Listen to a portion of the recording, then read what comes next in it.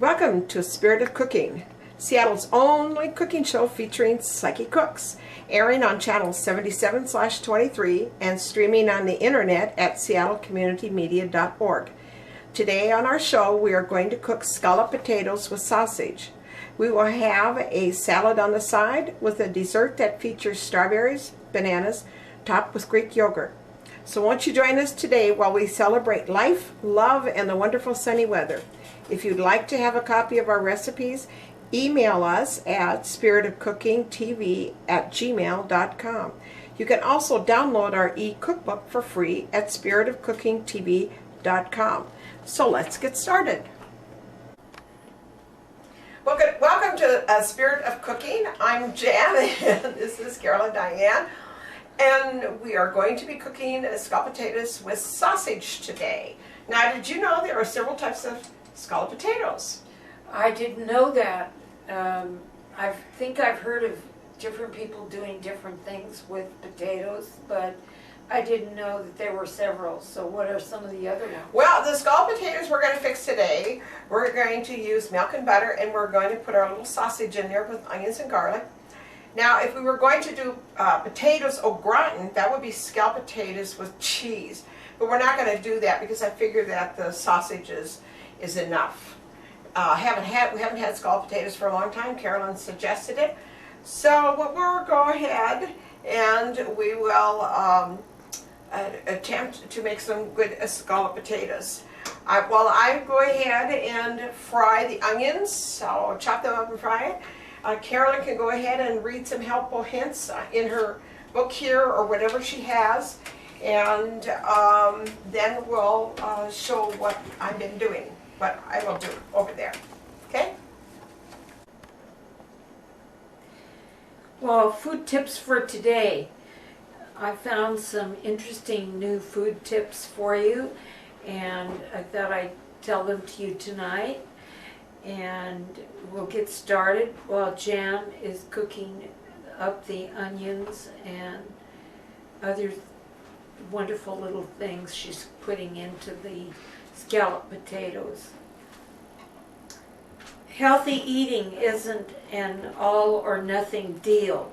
It's okay to mix pre-cooked, canned, or frozen items with fresh items if it helps you get a tasty, nutritious meal on the table faster. Just make smart choices while shopping at the grocery store. Don't buy fresh strawberries that are too ripe, bananas with spots, or wilted spinach, because they will spoil too fast. Instead, go to the plain frozen food department at your grocery store. Select fast frozen because it's really healthier that way because of the fact that it's fresh when it's frozen. It's actually a lot better for you than you think because it is flash frozen, fresh, and it has more nutrients in this produce. You can get corn, peas, beans, spinach, sweet potatoes, fruits like strawberries, raspberries, blackberries, even rhubarb. Some people even freeze their own produce, which is very smart. When shopping for your vegetables and other baked goods, beware of the vague phrase, made with whole grains.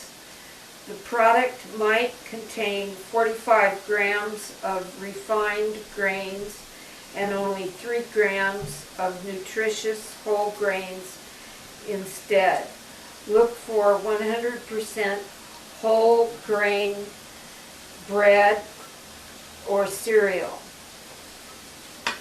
Oatmeal is an example of 100% whole grain. Sometimes they put sugar and salt into these products that say that they are part whole grain. You already know to avoid snack foods that contain trans fat and sky-high salt and sugar, but beware of food with vitamins and minerals added to it. It still has empty calories. Seek out snacks like nuts, dried fruits, or whole grains. Low-fat yogurt or smoothies can be deceiving. Some products have 30% sugar added, the same as a candy bar. Yogurt is natural and it's naturally sweet with lactose. Although there are some people that can't choose that product unless they take a pill because they're lactose intolerant. Try the new Greek yogurt and add on top whole berries. So that's what I have for you for tonight. Okay, I've chopped up the onions and I have the oven going at 425 and our pan is buttered. So when our onions are finished, we're going to assemble our dish, and while it's baking, then we'll assemble our salad. Okay?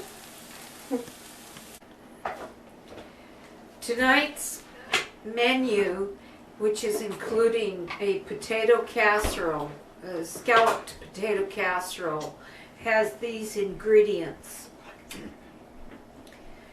2 pounds of potatoes, about 6 medium. 1 clove of garlic. 1 onion sliced thin.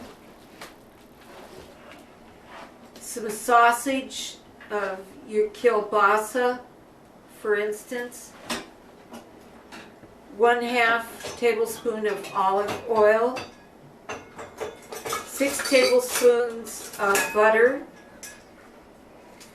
1 cup of milk. Salt and pepper to taste.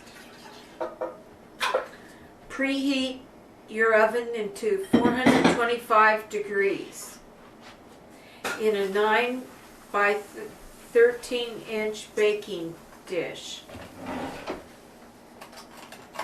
Butter the dish and put the garlic chopped in the bottom of the dish and set that aside. Peel the potatoes and slice thin about 1/8 inch.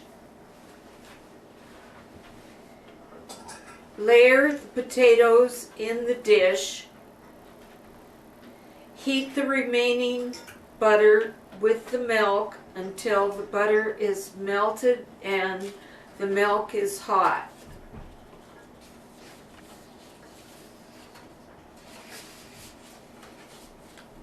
Heat the olive oil over medium heat and saute the onion until cooked. Layer 1/4 of the onion in the bottom of the baking dish. Add 1/2 of the potatoes on top of the onion. Split the remaining onion in half and get aside and to sprinkle with the salt and pepper. Top with 1/2 of the onion. Add the remaining potatoes, season with more salt and pepper. Add remaining onions. Pour the hot milk and butter combination evenly over the top of the casserole and bake at 425 degrees for about 30 minutes or until top is browned. The milk has been absorbed and the potatoes are soft. It serves about 4 double or triple for larger servings. Thank you. Hi, be sure to tune us in on channel 77-23, either one of those stations, and you can get us. And that's a Tuesday night at 6:30 p.m. If you'd like to get video on demand, you do www.seattlecommunitymedia.org. And if you'd like to get a communication to us here at the TV show, send an email to the Spirit of Cooking TV at gmail.com. Okay, we put a little layer of onions right in here. Not a lot. It doesn't have to be, smothered with onions. It doesn't have to be smothered with onions. Okay, we have put our layer of potatoes on here. We put a little salt and pepper. And then what we're going to do is we're going to put more, oops, this is pretty heavy for me, so we'll go ahead and scatter some more onions on here. And what we'll do is, some of our sausage is going to go on here. I'm just going to toss them at random here. And this should provide lots of flavor. Okay, now I'm going to go ahead and put some more potatoes on top of this. Whoops, I lost a potato. Oh well. They're pretty slippery. And then we'll put the last layer of onions on. I'll salt and pepper and put the milk on it, and then we will go ahead and stick it in the oven. Okay, are we ready? Okay, we've got all our layers. We have our onions, our sausage, and our salt and pepper. So now what we're going to do is pour our melted butter and milk over the dish. And then we're going to put it in the oven at 425 oven. And that will cook for approximately 30 minutes. So here we go. Into the oven.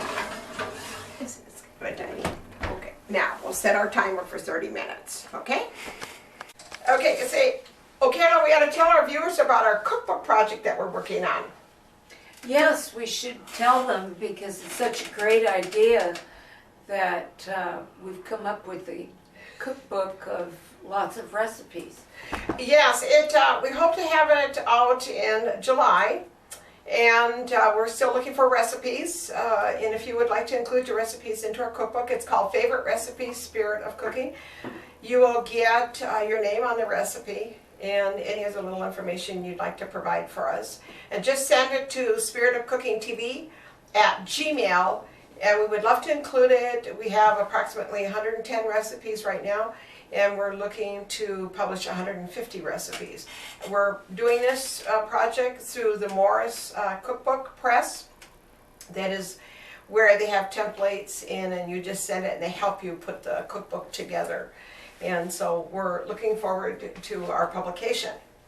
And but in the meantime, we do have a free e-load cookbook that you can download at our website at spiritofcookingtv.com.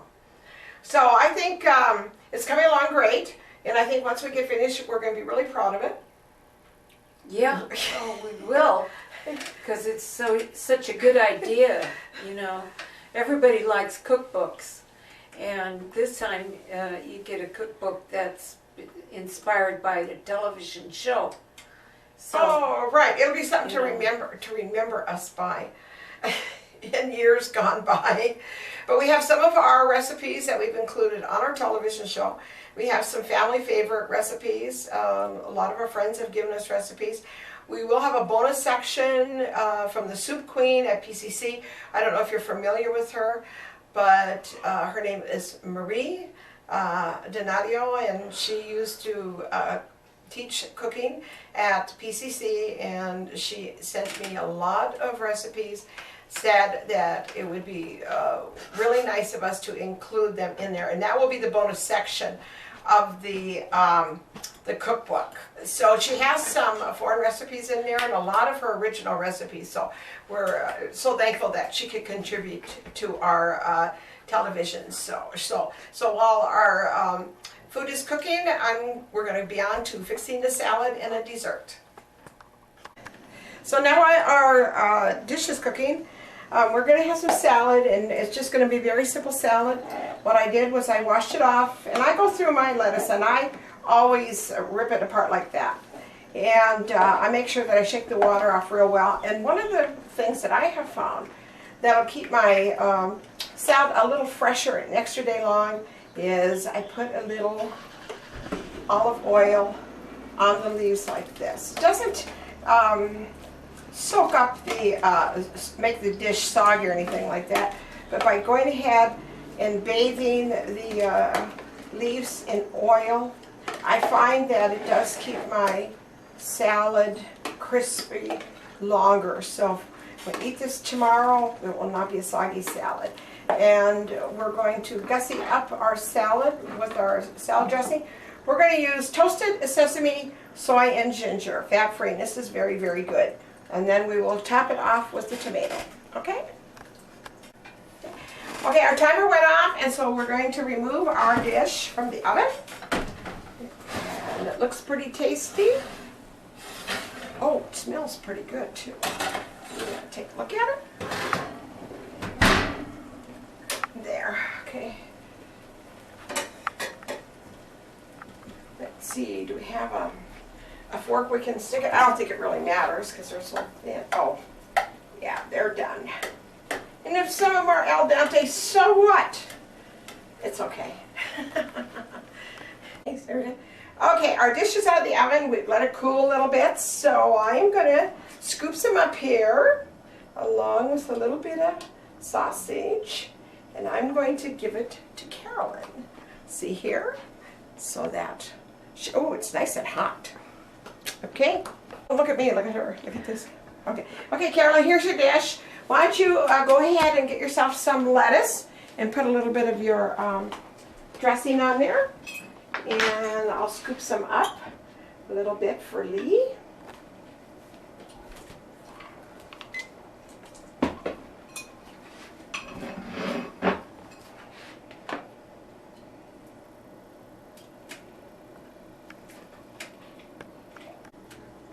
Okay, now that we went ahead and dished up some scalloped potatoes and lettuce for ourselves.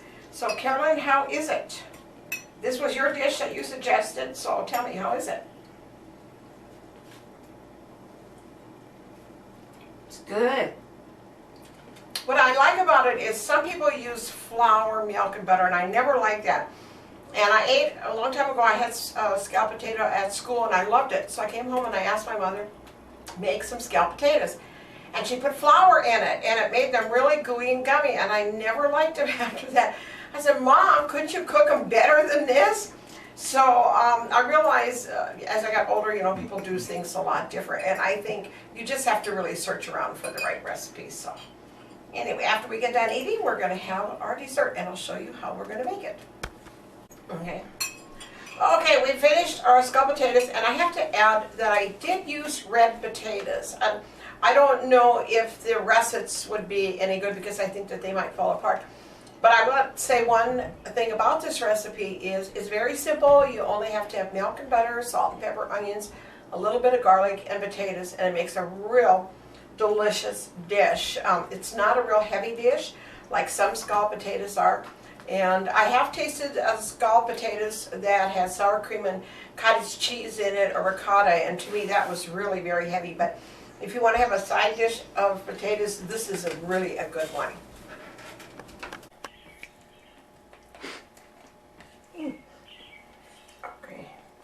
I don't know why it's so goofy. Oh, goofy.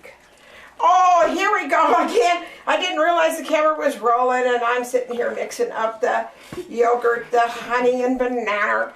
So what we're going to do is for our dessert, we're having cut banana and strawberries, and we're going to put a little bit of syrup on it, a little chocolate syrup to give it a little taste here. And then we're going to put a little dab of stirred up Greek yogurt. It doesn't have to be a lot. It just to give a little taste and add a little bit to it. And one thing I found that I used the other day, which was really good, was a couple of carob chips. And carob is for people that can't really eat chocolate. And it is very tasty. It's not as sweet as chocolate, but it's very good.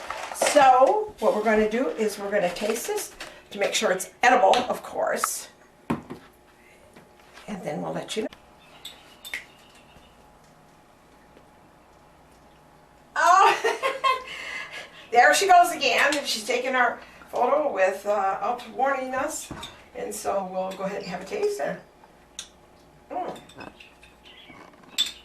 That's pretty good. The little crunchy carob is really good. The strawberries are a little tart, but that's okay. Can't have a lot of sweet stuff in our life anyway. So, how do you like it, camera person? That's good. Oh, she's giggling, so I guess it must be good. Okay. Okay. So, Carolyn, should we tell them about the changes to our show? Yes, I think we should tell them about our Psychic Speaks TV show. Okay, what we have decided to do for the time being is to stop production of a Psychic Speaks, so there won't be any weekly predictions, and we're going to concentrate on our cooking show and our cooking book, and that seems to be going along at a real nice pace. So we will be seeing every Tuesday, we'll be seeing the spirit of cooking. And so then when you do tune in and think you're seeing a Psychic Speaks, it's not a mistake. That's just the way it is. Now, the studio does want to run some of our old shows in different time slots. So if you happen to run across one at 2 o'clock in the morning or 10 o'clock on a Saturday, it's because they have them in archive and they're just going to randomly pick some. But it doesn't mean we've gone away. We are just concentrating our efforts on the spirit of cooking. So Carolyn will go ahead and give you the call letters and give you the most pertinent information, okay? Yes, if you want to tune us in, remember we're on channel 77, and that is Comcast, and also channel 23. And if you want to get us on video on demand, that's at www.seattlecommunitymedia.org.